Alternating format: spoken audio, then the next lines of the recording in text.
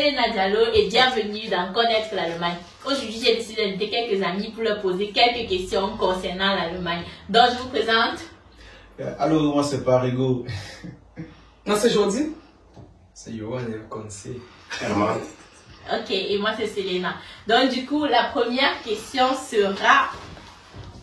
Explique le concept. Le concept, c'est... Non, explique le concept. Le concept, ce sont les questions-réponses. Ah, d'accord. Question au sujet de quoi? De l'Allemagne. Ah, d'accord. En général, ou un thème particulier. Non, il n'y a pas de thème particulier, c'est juste sur votre vie en Allemagne, en fait. Ah, vous le remarquez, on découvre les questions au même moment qu'on vous Effectivement. Voilà. J'ai envie de découvrir Non, les nous questions aussi, en même temps que vous. Donc,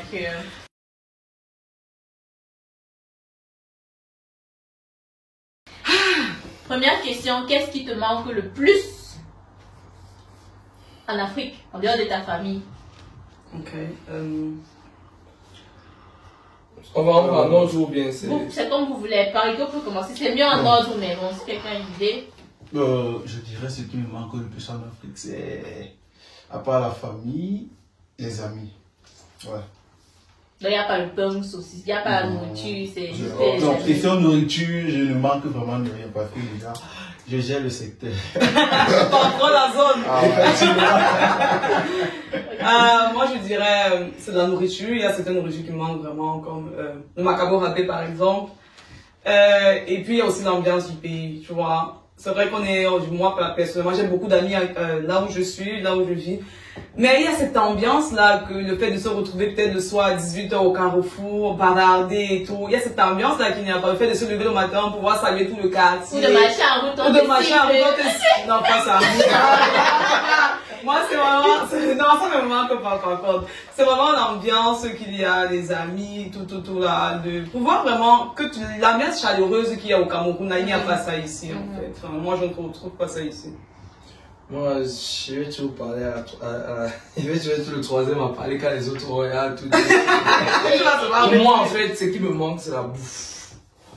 La bouffe et la proximité, je vais dire ça comme ça, parce que en Afrique, au Cameroun particulièrement, on est très proche. Et moi, j'aime ça, j'aime que, regarde, par exemple, vous êtes proche de moi, moi, je me sens bien. Donc, il y a cette proximité-là qui me manque. Le fait que, regardez, par exemple, ça en Europe, ton voisin ne sait même pas que tu existes, en fait. Ton voisin va mourir. 2 semaines après, on découvre le corps. Alors qu'au pays, il suffit seulement que si le voisin meurt, tu n'as même pas 3 secondes pour connaître. Et le moment du quartier a commencé. Tu viens manger le pain, tu prends le rendez-vous. Quand tu sers le pain, tu comptes ton nombre de morceaux. Tant qu'il n'y a pas 3 morceaux, il n'y a pas les critiques du deuil, il y a les critiques de la scène. Si tu mets les viandes en canette, c'est le problème. Si tu mets les viandes en canette, c'est le problème. Il faut que le café pèse. Tu peux le café Lolo, on n'est pas avec toi. Donc c'est un peu ça. Il y a aussi la bouffe, comme j'ai dit au début. La bouffe vraiment. Je sais pas, quand je vais rentrer au pays, il veut me dresser seulement une liste parce que je vais manger. Il y a toujours le râpé. Ça fait longtemps. Le râpé, par exemple. Je ne comprends pas comment la bouffe peut vous manquer. Il y a tout ça ici. On n'a pas les mêmes problèmes, mon ami. C'est la de la grand-mère qui vous manque. La mamie aussi, non, tu vois un peu les mamies, les vieilles mamies qui font des... Non, c'est pas pareil, c'est pas pareil. Et ici, le problème, c'est qu'on trouve trop d'alternatives. Pendant le héros, c'est pas vraiment... Je veux dire, c'est pas le héros même, tu vois, on trouve trop d'alternatives et tout, donc c'est pas vraiment pareil. La bouffe. Vas-y. Ouais, comme ils ont déjà dit, les amis déjà. Ouais. Ensuite, on va parler de nourriture, mais pas juste la nourriture, mais le fait de manger aussi avec ses amis à soirée. Exactement. Il y a pas cela, il y a cela à peine 2 semaines, j'ai causé avec mes amis, on appelle vidéo au pays. Ces gens, ils étaient au bar et tout, ils m'appellent vidéo, qu'elle manque, tu dois passer à ça. Justement, il y a vraiment cette convivialité-là et tout qu'on a au pays, qu'il n'y a pas, c'est ici là, on est toujours en famille et tout, mais cette convivialité. Il y a un manque en fait. Ouais, il y a ce petit truc-là qu'il n'y a pas.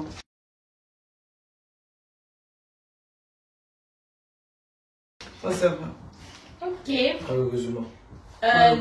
Deuxième question, est-ce que les go camels sont rares en Allemagne? Ou est-ce que les gars camels sont rares en Allemagne?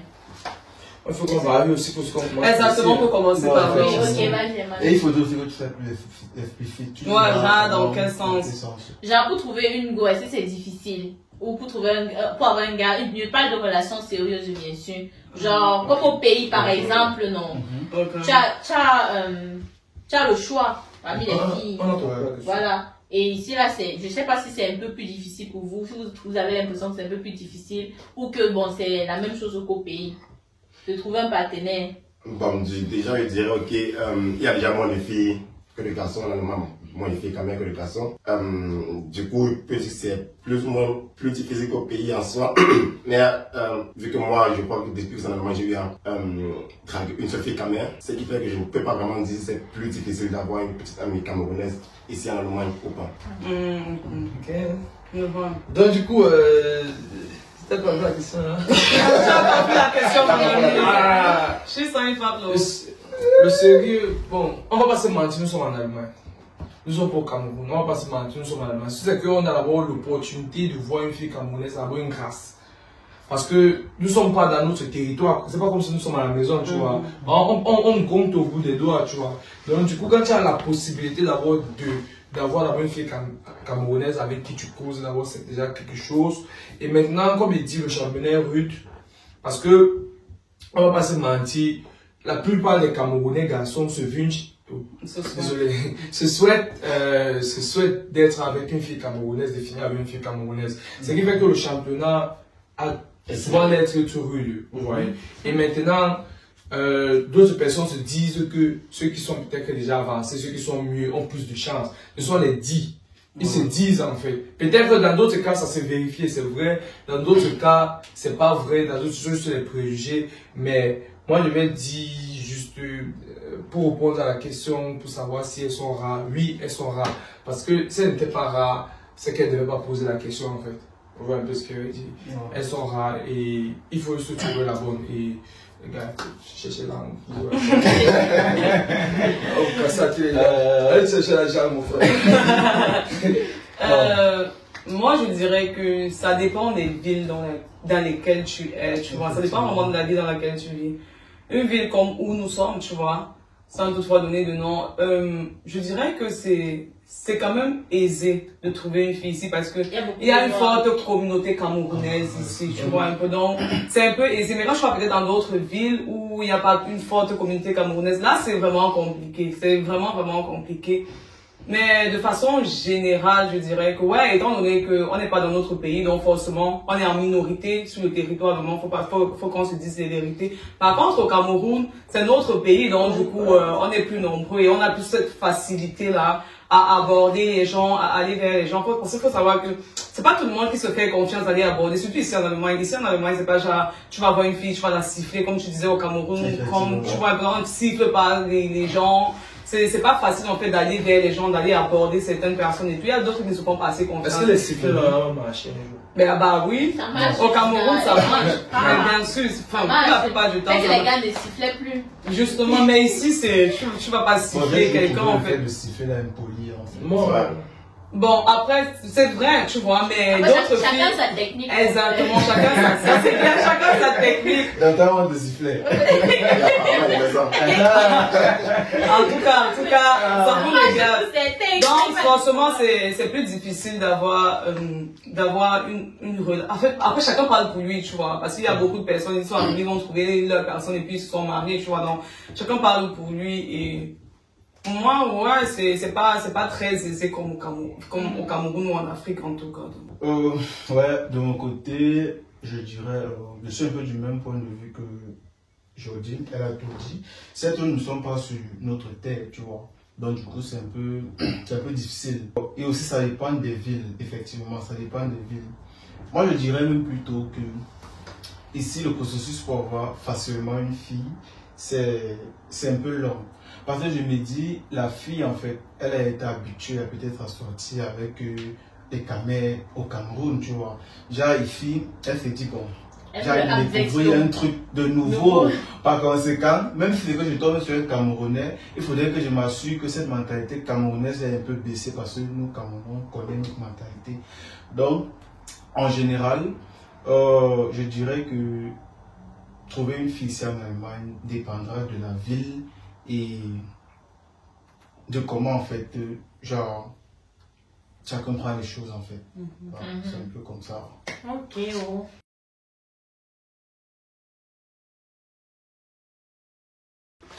Question suivante. Question numéro 3. Tu comptes rentrer au pays? Si oui, quand? Rentrer cette année, parce que mais rentrer, non, là, non, les vacances ou bien? Non, les vacances ou bien? Voilà. J'ai rentré définitivement. Tu peux revenir ici pour les vacances plutôt, mais pas que tu peux au pays pour les vacances. Ouais, je dirais que je compte rentrer au pays, mais pas pour maintenant. D'ailleurs, on m'a sifflé que la bouteille de Tanguy c'est 400. Donc par conséquent, il me faut. Il me faut vraiment 400 francs. Donc super longtemps pour moi, c'était 250 à 400 francs. C'était 350. Ouais, il me faut accumuler les fonds, puis descendre au pays, tu vois. Oui, quand environ, toi tu aimerais rentrer en quelle période déjà? Après le bachelor ou après le master? Non, tu fais encore 5 ans ou tu fais 10 ans, genre environ, mais quel âge? Bon, je ne peux pas définir actuellement pourquoi, parce que les choses, tu vois les choses, au fur et à mesure que les années passent, tu vois, les choses, tu vas faire de façon différente, tu vois. Genre. Bon, aujourd'hui, peut-être, je peux dire, bon, après mon master, tu vois, ça peut arriver qu'avant mon master, même, je gagne même à la loterie, tu vois. L'argent va m'installer au pays. On ne fait jamais. On ne fait jamais. Donc, du coup, pour moi, je compte aller m'installer au pays. Genre, me dire si pendant les vacances. Ou plus tard, avec quel âge? Moi, je veux une date. J'ai passé.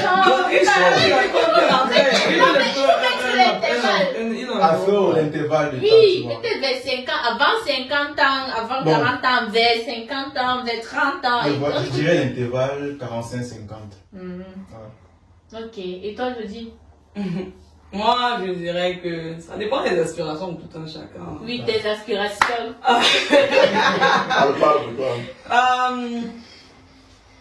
Personnellement, ça va dépendre de comment ma vie va évoluer. Tu vois, moi, je ne me mets aucune limite. Genre, si tu trouves un gars qui veut t'épouser, qui veut rester en Allemagne, tu restes en Allemagne, quoi. Je ne vois pas seulement forcément dans la perspective du gars. Je vois dans la perspective aussi de mes projets à moi, de mes aspirations à moi, mes perspectives du boulot par exemple. C'est genre si après mes études je trouve un boulot aux États-Unis, franchement moi je vais pas me limiter, tu vois, je vais aller et puis et si ça c'est, on dit ça comment en français? Si ça je veux dire si ça c'est ergeben en fait, si ça c'est ergeben que ça c'est ça. Non, si ça sort. Si ça sort que c'est aux États-Unis que je vais finir ma vie, why not en fait, tu vois un peu. Donc je ne me mets vraiment pas de limite. Je me mets pas de barrière, je me mets pas de limite, tu vois. Je vais vraiment là où le vent m'emporte et là où les opportunités sont meilleures. Effectivement. Ouais, donc pour le Cameroun, je peux aller constamment au Cameroun, c'est pas un souci, tu vois. Donc en fait ça dépend vraiment, je me mets vraiment aucune barrière. Johan. La retraite c'est à quel âge? Non, très bonne question. 67 ans, ok. Pas 67 ans. Moi, il y a un bon jour. Ouais, man. Attends, c'est une intuition. Tu vas construire la maison au pays ou quoi? Je vais préparer tout. Aujourd'hui, quand 67 ans, je suis entré chez moi, il fait ma retraite là-bas. Ouais, même pour les vacances, tu peux construire une maison et puis tu y vas pendant les vacances. Exactement, tu peux rentrer pour de bon, tu vois. Oui, justement. C'est à 67 ans. Voilà. Question. Moi, j'ai à ma opposition. C'est justement très bon point. Il y a les pays, pas justement comme l'Allemagne, parce que comme tu as dit, on peut vérifier l'Allemagne, après peut-être aller aux États-Unis, au Canada et tout. Donc, moi, pour ma vie de travail et tout, je compte rester ici ou dans les environs. Mais c'est clair qu'après le boulot, pour vraiment se reposer et tout, ce sera sur mon pays. Mais après, ça va dépendre si tu as déjà fondé une famille quelque part et que tu es vraiment serré et tout. Exactement. Pour les enfants aussi, peut-être serait mieux de rester où tu es, quoi. Donc, ça, c'est vraiment un truc. C'est dans la retraite, c'est une question que je vais me poser et tout, mais pour le moment. Tu ne mets pas de limite. Pour le moment, pas de limite. Tu pars à quel âge? Là, j'ai. Peut-être quand les enfants seront déjà grands, par exemple, et qu'ils pourraient partir et qu'ils vont rester, par exemple, tu vois un peu. Ils sauront se gérer eux-mêmes, ils seront autonomes et indépendants, ils pourront se gérer eux-mêmes. Là, maintenant, tu seras plus tranquille dans ta tête de pouvoir. Exactement. Donc, après, ça dépend de chacun. Il y a d'autres qui disent, peut-être après les études, ils partent au.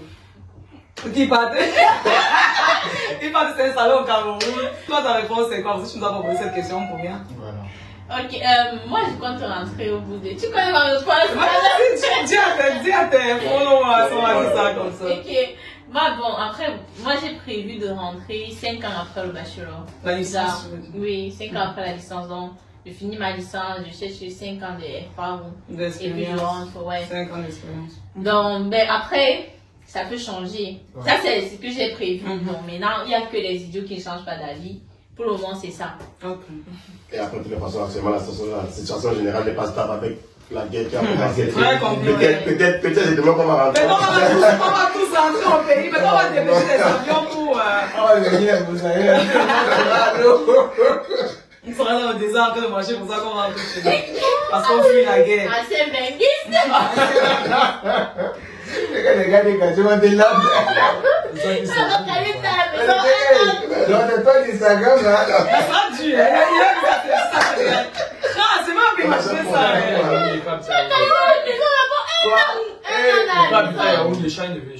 Ça, c'est pas de ville. Mais si tu changes de ville, gars. Mais tu vas jamais. Ne sais pas, tu vas c'est ancien mec, c'est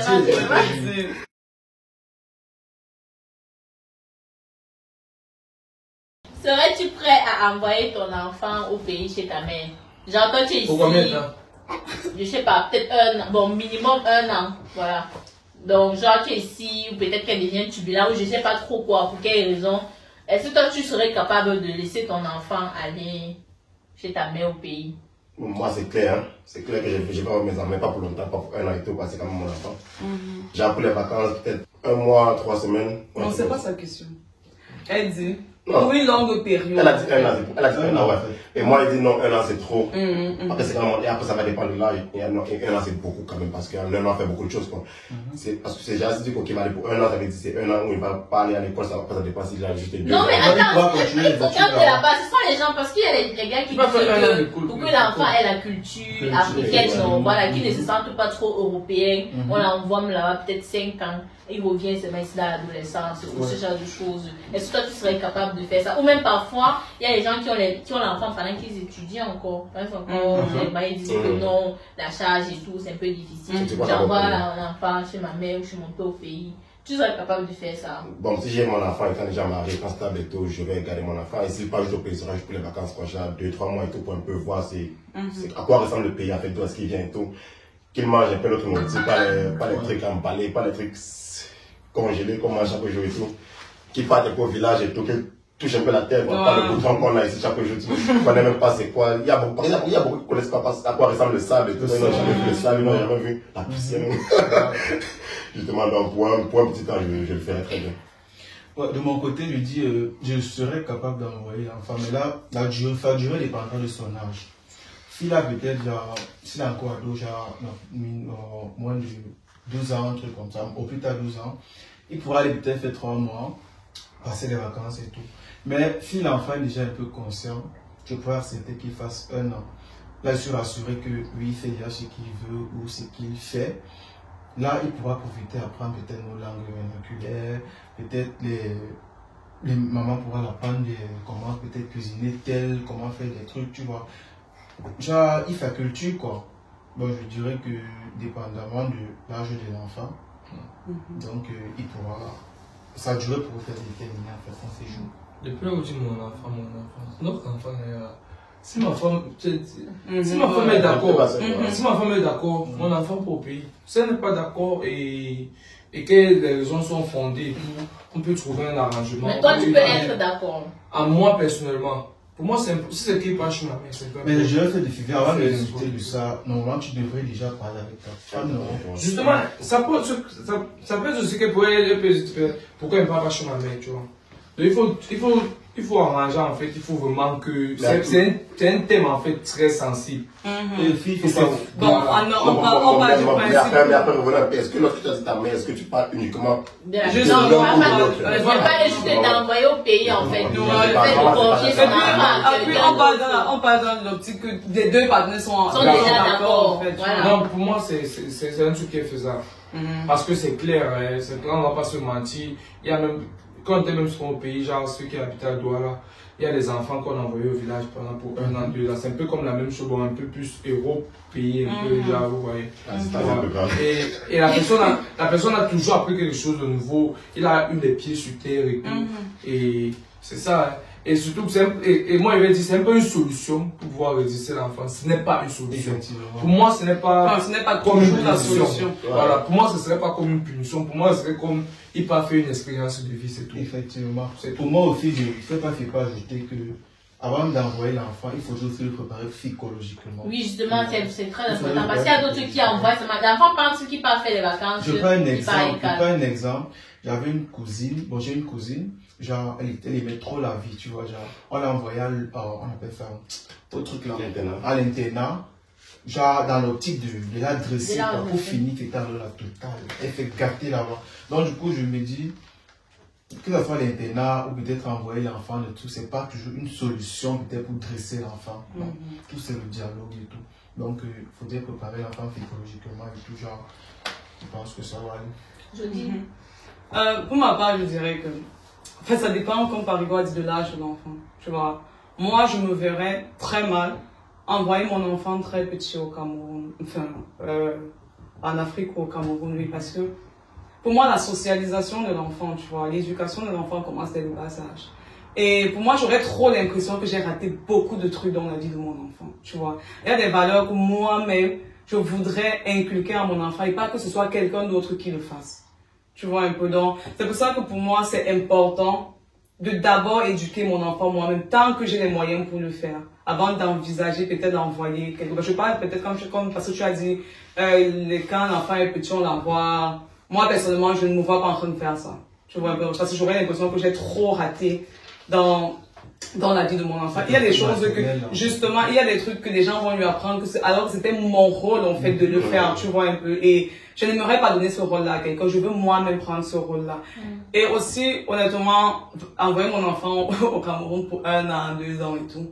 Honnêtement, moi, je préfère laisser le choix à mon enfant. Tu vois, que ce soit lui qui fasse ce choix-là. Mais ça veut dire qu'il sera déjà un peu grand. Exactement. Parce que, en fait, moi, dans ma vision des choses, c'est vraiment éduquer mes enfants moi-même. Tu vois, parce que le monde est tellement déjà pourri, on va dire ça comme ça, que tu ne sais pas ce qu'on va faire à ton enfant. Exactement. Et surtout que, je ne dis pas que le Cameroun est le plus mauvais des pays, que l'enfant va bien, mais exactement, tu vois, donc moi, et les petits enfants ne savent pas souvent. C'est ça, justement. Donc, il y a des trucs, il y a des valeurs que moi, je préfère d'abord inculquer à mon enfant, afin de mieux le préparer, tu vois, un peu, et que, si après demain il veut prendre des décisions de partir au Cameroun. Donc ça veut dire que si demain par exemple tu es encore étudiant, si demain tu tombes enceinte, tu n'envoies pas ton enfant. Du tout. Enfin, je veux dire le temps de terminer tes études. On ne dit jamais, tu vois un peu non. Mais tu n'aimerais pas. Je n'aimerais pas. Je n'aimerais vraiment pas. Je préfère moi-même faire ça. Même s'il fallait que je mette mes études entre parenthèses pour d'abord m'occuper de mon enfant. Tu vois, parce que. C'est tes responsabilités. Exactement. Et quelqu'un ne peut pas prendre ta chose, tu vois, un peu, non, comme toi-même, en fait, tu vois, même si c'est ta mère, même si les meilleures intentions du monde, quelqu'un ne peut pas prendre vraiment ta chose comme toi-même, tu la prendrais. Moi, il peut jamais faire. Bon, en fait, moi,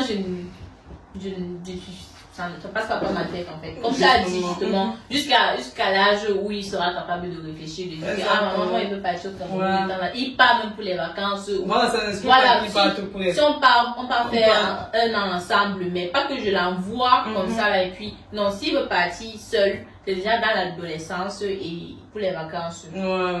Ou voilà, comme ça, mais pas que j'abandonne mon enfant à quelqu'un d'autre. Ah, tu t'occupes bien de lui. Moi, je trouve que c'est.